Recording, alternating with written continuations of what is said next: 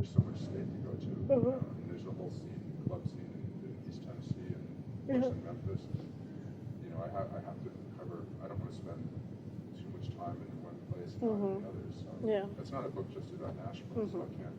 And I'm only going to have 350 pages, half of it photographs. So Okay, well, you do the best you can then. I'll do the best I can.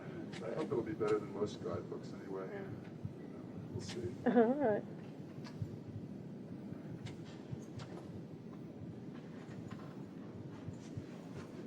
I wish I had some other clippings for you, but I don't really have anything for us.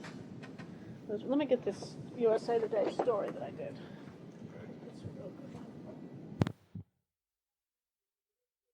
Hopefully it'll work if Joe was talking about it. Okay. Testing. So why don't you start by telling me about your basic curriculum type or whatever. You said you're from California? Yeah, I grew up in Los Angeles, and then... You should say your name. Oh, Gillian Welch. I'm Gillian Welch. And I grew up in LA and moved to the Bay Area to go to school, to go to college when I was 17. Lived there for like 5 years. Is that in music or in photography? Yeah, I did decide to make music my profession until 4.5 years ago, something like that. Did you go to that place in Oakland? What's it called? No, I went to UC Santa Cruz. Oh, okay. I was thinking CCAC. No, yeah, I know that college. No, I got a degree from UC Santa Cruz in photography and was working as a freelance photographer, working in a custom color lab also, and was playing in bands on the side, and decided that was backwards of what I wanted to do. And so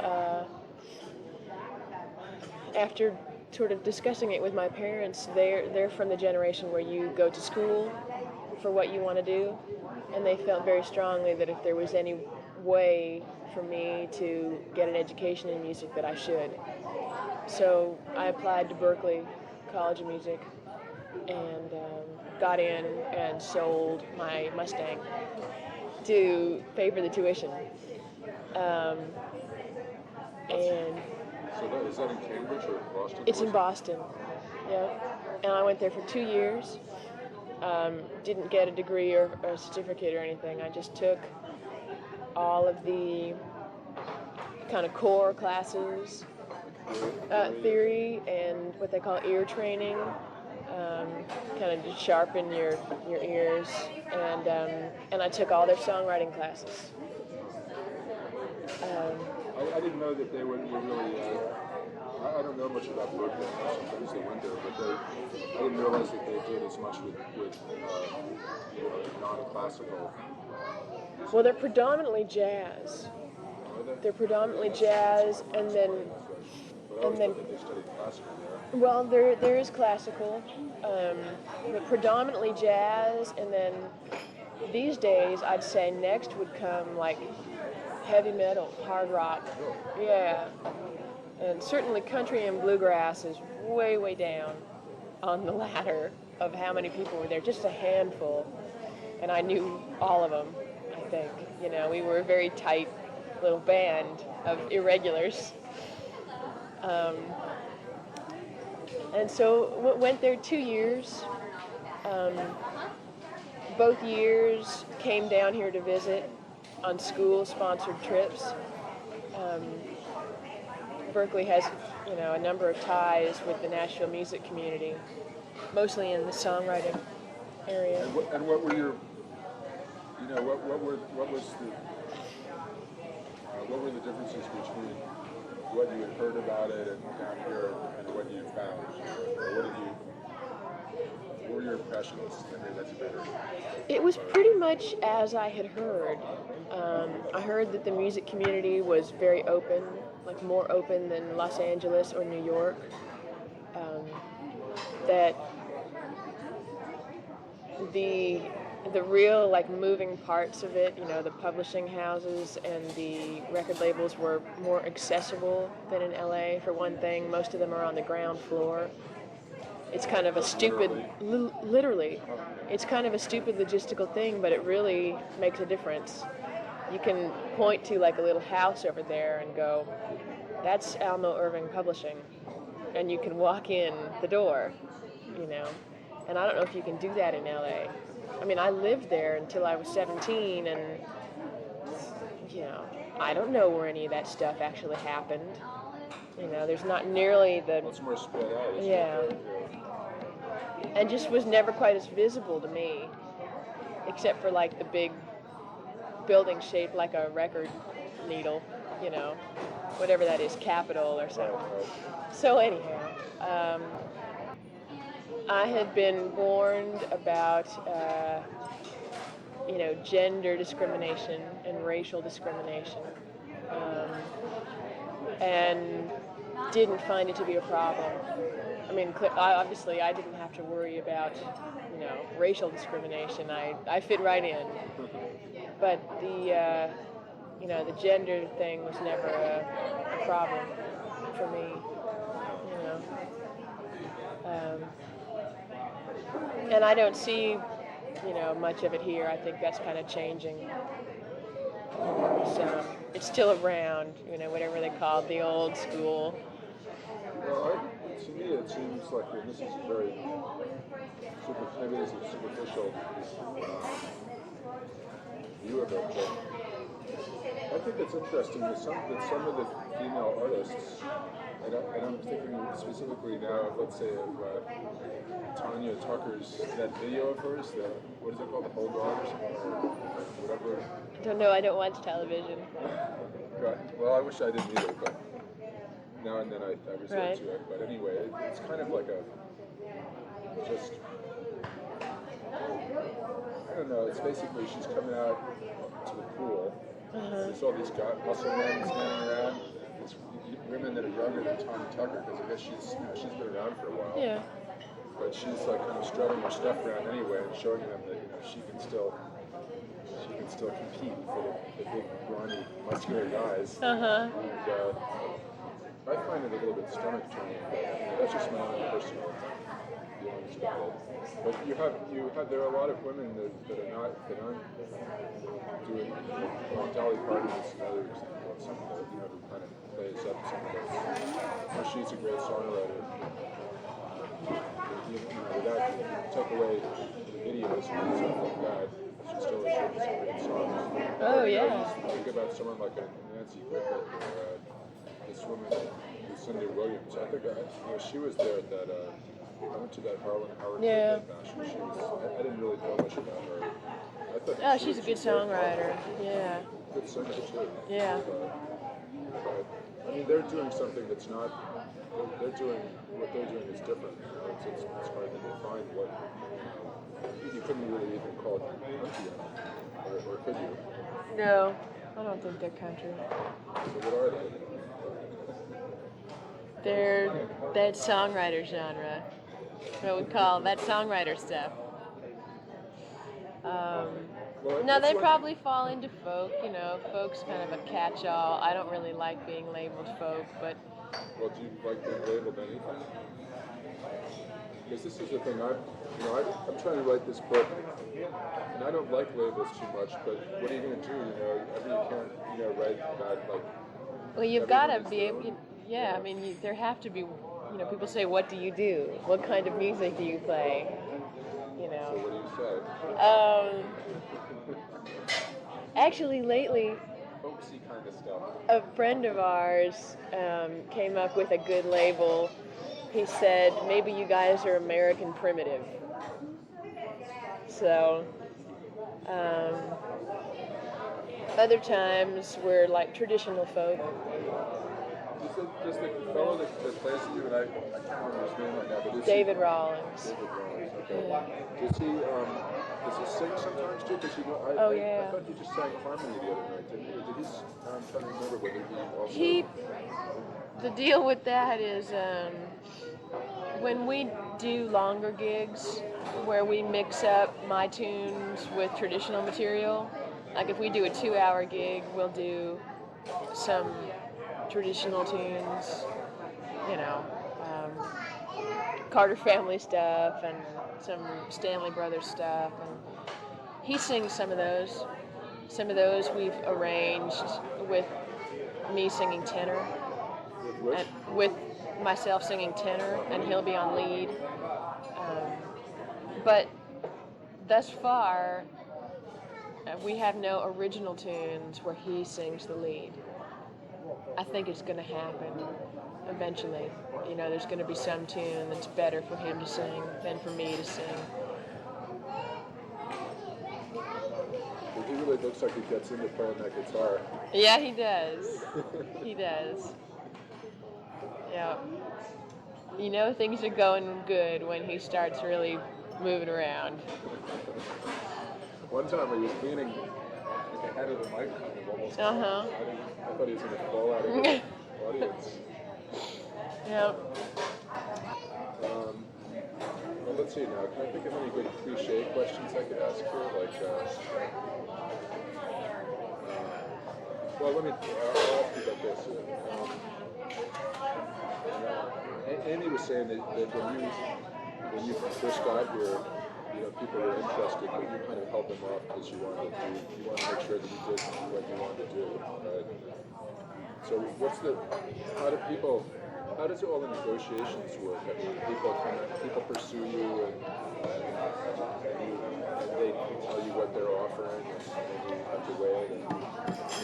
Well, where you go to when you start playing around town, you know, what kind of venues do you, obviously the Bluebirds one, but I mean, right.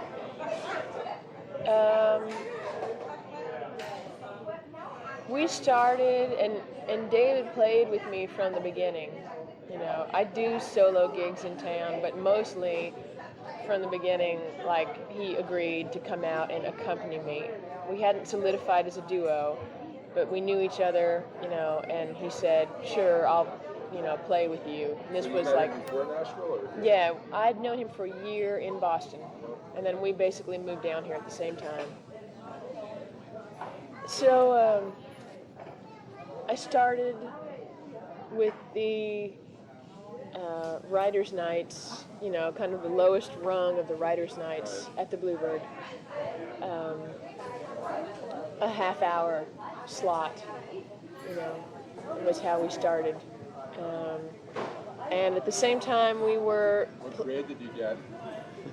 Doesn't she do grades or something like that? That's the Sunday thing, you get graded. I don't know. We never really did the Sunday thing until they knew us. And people would cancel. We're one of their fill-in acts. When people cancel and everything, they'll give us a ring. And we've done a lot of, you know, fill-in stuff. So, but we were playing 3 or 4 times a week at open mics around town. You know, kind of terrible, tedious evenings. They didn't like the atmosphere or what? Well, have you been to any of the writers, like, open mics? You have to listen to a lot of bad Yeah. stuff. No, you know, I've been very guilty of not going around and... Well, you really should go to one just so that you understand what it's like. Oh, I know I should. I know I should.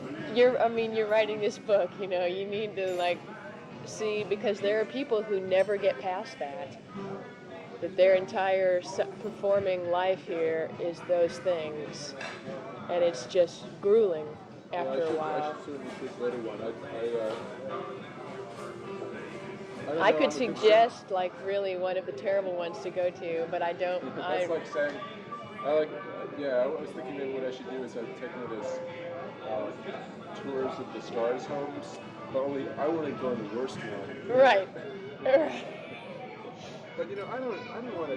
In a way, I don't really want to write about all the worst things. You know, I'd like to write about the really great things.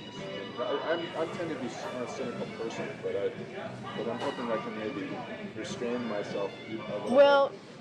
then I'll tell you what the good things were about doing those things. By the time that Dave and I started to get good gigs, you know, better hour slots at the Bluebird and whatnot, we had already, you know, for a good 4 months, we'd been playing 3 nights a week.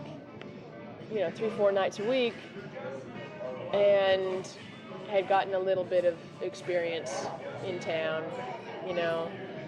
And I had never played in clubs that much. Dave had, but so it was just really valuable experience for me, even though it was terrible.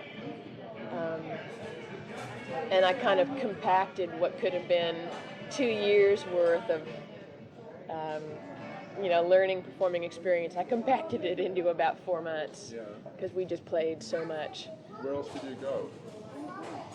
Well, a lot of these writer scenes kind of change so quickly around here that because the people who run them go insane and can only do it for about 9 months before they just lose it.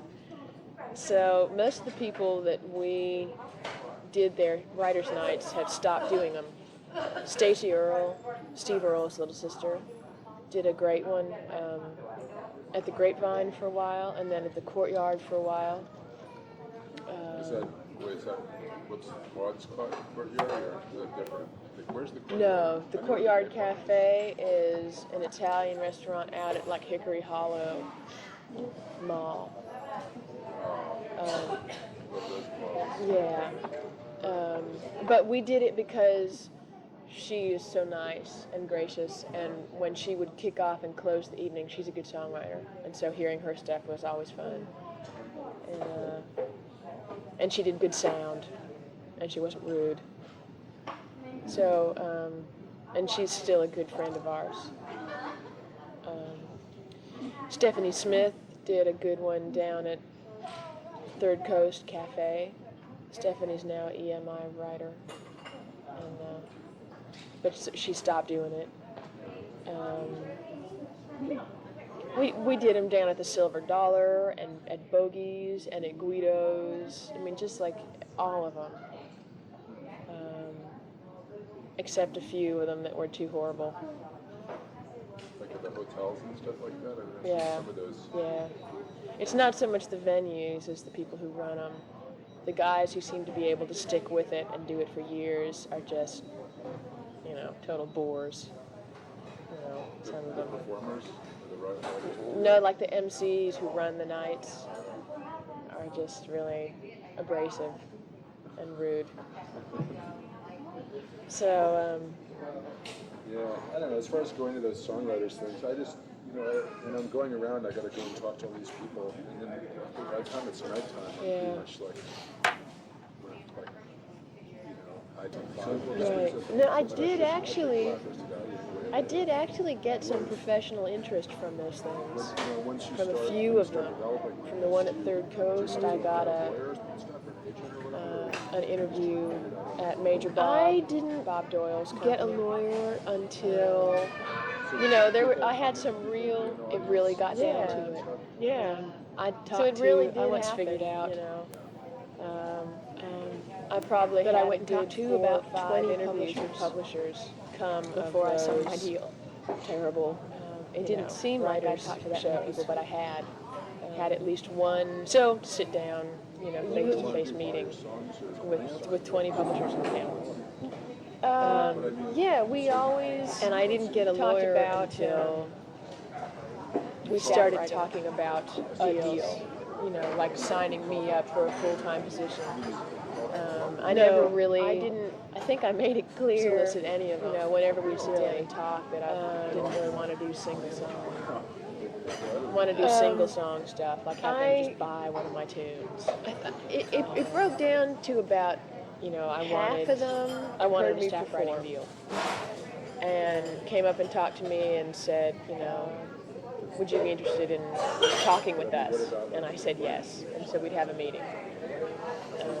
Well, for me, that comes later. Boy, not much happened in my first couple months here. I moved here with like 4 tunes. So it probably happened all within about a year. You know, because I've been signed now for 8 months. So, and I've been here just over 2 years. They pay you a draw. all happen, and they get the publishing on all the tunes. So about half of them heard us they get the perform out, and I met them that way and went in and had meetings with them. And about the other half, and you know, different deals are different. I mean, some people, like professional friends of mine, knowing that I was looking for a deal, would say to me, if you're in a "Hey, have you ever talked negotiating position such and such over at maybe you'll such and such?" And I'd say no, and they'd say you really should, but you won't usually. As a because I didn't know. How do you know who to go talk to? Draw to live, you know, unless people who know tell you who's. Well, I'm sort of in the same boat, you know. I don't Right. know who's a good person to talk to. You know, I could call Circa or something. And say, Right. I'd like to kind of talk, you know, and I could Right. ask for, I guess the way you can just ask for the right title. Ask for the title. Right. It's always better to have the reference. So I didn't go in cold to a single meeting. I always had referrals or whatever. You know, a friend at BMI would call for me and say, hey, I've got this new writer in town. You need to meet her. And so I would always have an introduction. And that's how my, you know, when I entered into the relationship with Alma Irving, that's how it happened. My manager called David Conrad and said, hey, I'm working with a new writer in town. I think you'd like her. You know, I think you should hear her stuff. And that's how it happened.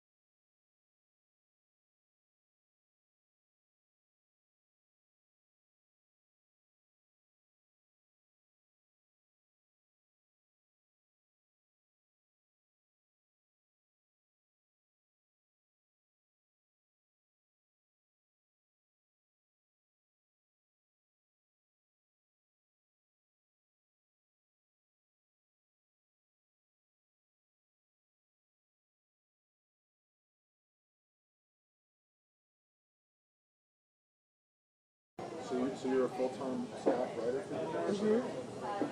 Have been since January 1st. And so you trundle off to work in the morning and sit there at a desk? Or what? No, I write at home. I think the people who go into the office more are people who tend to co-write and need a place to get together with other writers, and I don't really co-write that much, almost at all. So I pretty much work at home. And you write the full songs then? Or, Uh-huh. so How prolific have you been at it? I come in at about 10 or 11 tunes a year, pretty regularly. I'm not really prolific, but I try to be like really careful about the tunes I write. You know, I like to think that it's quality over quantity. Do you have several going on at the same time? Or Mm-hmm. I usually have about half a dozen kicking around at any time. So, and I don't really finish them at regular intervals. I'll go for a month or 6 weeks and not finish anything, and then I'll finish 2, or 3. That's kind of how it works. And it has to do, it's related to how bored and sick I get of my existing tunes. You know, it's one of the things that, for me, it's very important that I'm performing a lot, because that's a great motivation for writing more tunes, because I get sick of my songs.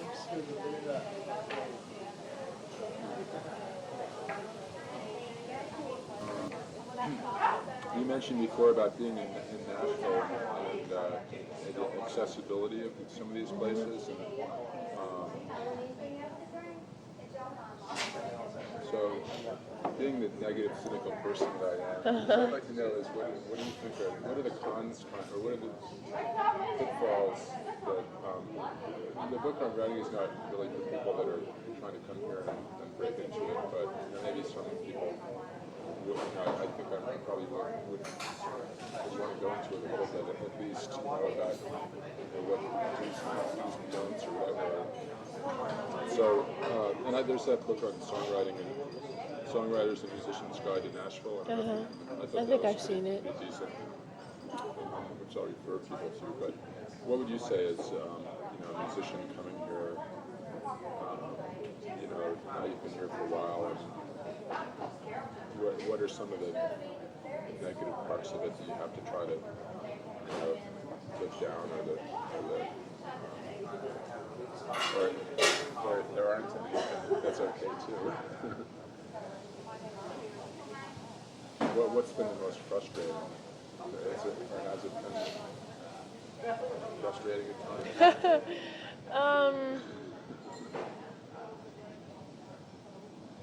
That's been for me. I don't know. This really, without sounding hokey, this has really been a really great 2 years for me, like probably the best. And I really like living here. Feel like you're coming into your own or something? Yeah. It sounds like it is. You decided you didn't want to be a photographer. Yeah. But I came here pretty focused, and I really, by the time I moved here, I was committed to doing this. It was really, really clear in my mind that, what I was coming here to do. And I have friends who moved here at the same time, who moved here less committed. Like, they moved here and kind of knew they wanted to try to do something in music, and it's just not really happening. You can't just move to this town, and I see people just, and it's hard. I'm not putting them down, but just get a job and just get sucked into the straight world. And not the straight world. You mean just regular jobs? Yeah. You have to pursue it. You have to go after it. And it's really hard, I'm not, like I said, I'm not putting them down, but then, I have some friends who kind of wonder that nothing has happened musically for them. And, What kind of jobs did you have? But you have to do both, right? Yeah, I did. I always hear about other people, famous people who... I did, yeah. What did I worked as a temp for a while. That was the first thing. Office. Yeah, but I can't type or do anything. That's one of the reasons that I think I was so clearly committed to making it in music, is I'm just not fit to do anything else.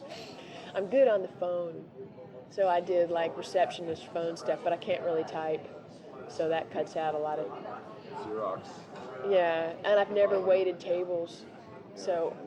I'm not very good at I'm that not. because I've always hit my head on the Oh yeah. plans and stuff like that.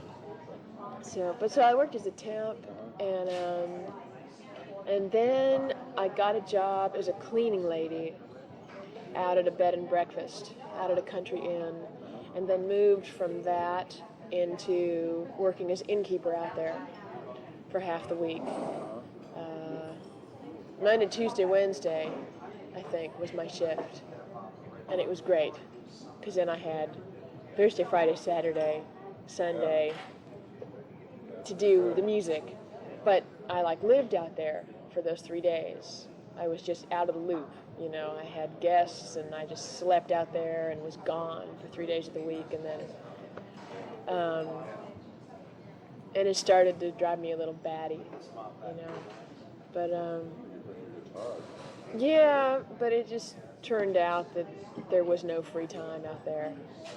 I just was, you know, on the job, you know, 20 hours a day out there. So, but anyhow, so that was my job that got me through about 9 months. And then I quit because I was going batty, and said, okay, I need to get a deal. And so for 6 months I was unemployed and borrowed money from my parents and my grandparents and a bunch of odd jobs. You know, gigs occasionally pay well. If you get a party, you know, if you get private parties and functions. And so I kind of scraped by for 6 months doing odd jobs. And then I got my deal. What about your, let me ask you two, I got two others here about, one is about your accent and whether you ever, people ever say like, hey, you know, you said an accent, or, I mean, does that hamper your, Wait, do they say, hey, how come you don't have, or hey, how come you do have? how come you don't? Oh, people think I do. They do? Yeah. I'd say I get more flack for how come you have an accent if you're from California. Yeah, you do actually I guess you do, some people do start to pick one up. Yeah. I have a friend in high school that married a Southern, Yep. he's got a heavy accent. Yeah. He's been there for Yeah. I've always been fast on stuff like that. You know, if I hang around with people, I pick up the way they talk. When I moved to England for a little while, you know, my speech became much more, you know, English, North Atlantic. I'm just kind of fast that way. What about subject matter? I mean, what are some of the things? So, what are some of the? Do you find that some of this? You have themes that keep coming up for you in your songs, or? Yeah. Well, it used to be a joke amongst my friends that all my songs were about women who hit the road. You know, if I. Like a friend of mine said, my first album should be called, you know, like, Screw You, I'm Out of Here. Because all my songs were about these, you know, sort of independent female characters who, you know, if things weren't good, hit the road. Why is that? You find yourself doing that sometimes, or? Oh, I probably did my share of that. Nothing permanent, but I love traveling, particularly in automobiles. So, you know, I've done a lot of that. And that's good writing time for me too, and I like all those images and stuff like that. Do you miss your Mustangs? Sometimes, but I have a truck now that I really, really like. Ford, right? Yeah. Well, I don't know. I'm a Chevy. I'm partially Chevy. That's okay. I won't give you any crap for Although it. my Chevy is now on its last life, I think. Oh, really? I don't know. I took it in. I don't have a Chevy truck. I got a Chevy wagon. Uh-huh. which is fully sleepable. But, No, right. That's a good thing. I can appreciate that. it is great. I'm in the market for a wagon right now. Yeah, it is nice. It's not really that comfortable though when you are sleeping in it, but at least you But you can. do it. Yeah. That's right. When it's raining or whatever. Yep. But I don't know. I take it into these people, these mechanics, and they're like, "Well, sorry, we can't do anything for you." You know, What's the problem? I just think it sounds very raspy, like it's on its last legs. I'm not much of a mechanic, but in fact, I'm not a mechanic at all. But you know, sometimes you can tell if it's funny noises. It doesn't accelerate the right way. The gears, I mean, it doesn't shift the right way when you're. Like, if I'm on a highway. Is it standard or is it automatic? Auto or mat. Okay. I think it just needs a full tune-up, you know. But I go in there saying, well, just tell me if something's wrong here that I want to get it fixed. I don't ask for a tune-up. So maybe if I did that, I would be good. Plus, I need a few little things like shocks. Yeah. A few other minor matters. It's a funny thing, you know. A lot of the stuff is so subtle.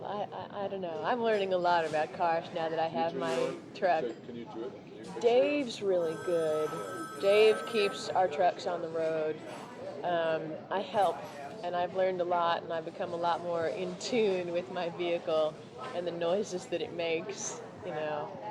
And I've learned that new symptoms, you know, have a cause, and you can fix them before your thing breaks.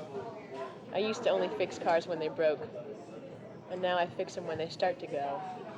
Yeah, I think just maintenance is a good idea. Like, check the oil every now and then, make sure it's not getting too silty. Yeah, oil changes are really good. It's a good thing to do. My car never has problems with oil there. It hardly eats any oil. That's good. Yeah, it's incredible that way. I don't understand why it's so good, but who's complaining? Yeah.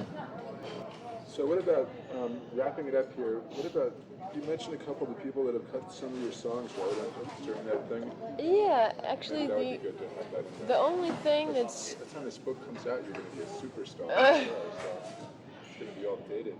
man, just as long as I'm still paying the rent, as long as my truck's still on the road, I'll be happy. But actually, someone has offered to give me a really cool old stove, an old gas stove, an old I can't remember what brand it is, but it's pink. And so I really, really would like a house to go with it. So I'm hoping that in the next year or so, I'm tired of renting apartments, you know. Why do you rent a house? It's not that much fun, is it? Yeah, that's true.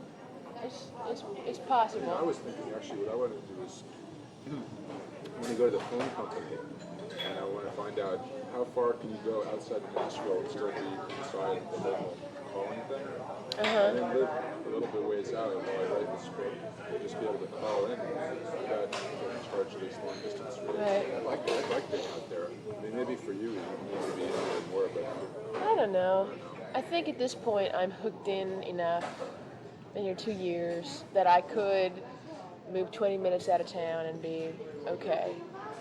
You know, that's kind of my pattern when I move places. Move right in town until you're really settled, and then move out of town. You know. yeah, which direction would be good? West.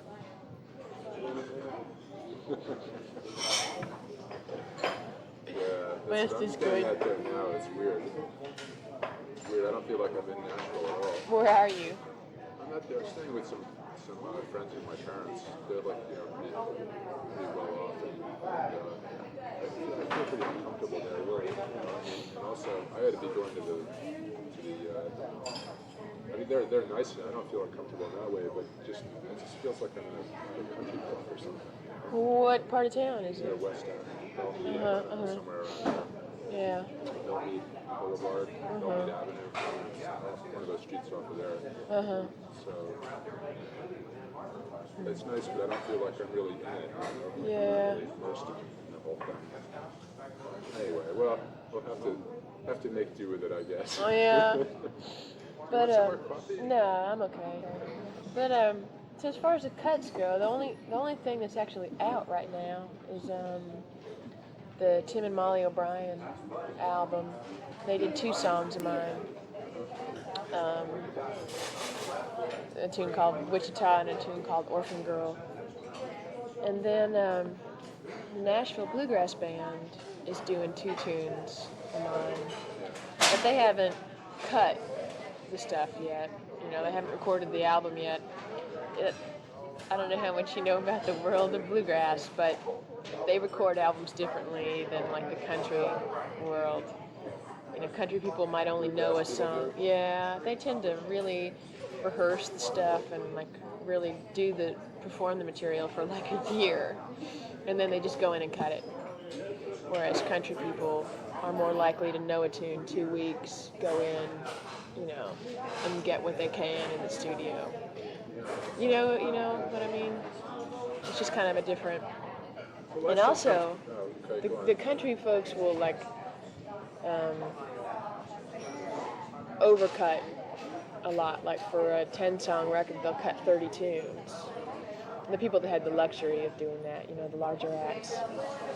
And so you never know if your tune's going to be on the album until the album comes out. Whereas with the bluegrass people, you know, the fact that Nashville Bluegrass Band is working up 2 of my tunes is pretty sure that they're going to be on the record. You know, just because they don't really overcut and learn material. If they like a tune and they're doing it, it's probably going to go on the album. You know. So. And then I've got stuff on hold with some pretty exciting people, and you know, God knows what'll come of it. And I've even had a tune cut by a big country chick, and you don't know if it'll be on the CD or not. You know, this is one of these people who cuts 30 tunes for an album. So we'll see. Time will tell. The next year it could be. Did people come to your company and say, "What do you got?" Or do people in your company go to other people and say, "Here's what we got"? Or do you get involved in that at all, or you just turn it out? I do get involved with it in that the publishers that I'm with really pitch to the country world, and there's not really enough. Like big bucks in the bluegrass world for them to really, that's not their bag. They wouldn't pitch to bluegrass artists. I love bluegrass. I'm always thrilled when these people do my tunes. So I kind of do the footwork for the bluegrass cuts. You know, I've met these people, I know them. It's to the point where I can send Tim a tape and say, here's some new tunes, you know. Let me know if you like them. Yeah, them or Tim O'Brien or, you know. So it's, you know, it's more personal. But with the country stuff, David Conrad, my publisher, will call up, you know, a producer or an artist, you know, when he knows they're looking for material or when he knows that it's appropriate, you know, and say, you know, I've got some stuff. Or they'll call him and say, I'm going to be cutting in 2 months, you know, I'm looking for material. And he'll get together some stuff with maybe some of my tunes in there. I'll just kind of get a sampling of what's in his catalog, you know, and sit down, have a meeting, play him a bunch of tunes. So... you know, in a few instances, like I was lucky enough to just have a really big Billboard article come out on me, which is rare because I don't even have an album out. Yeah. This writer, Peter Cronin, did an article on me. When was that? Which issue? End of July, like July 23rd, something like that.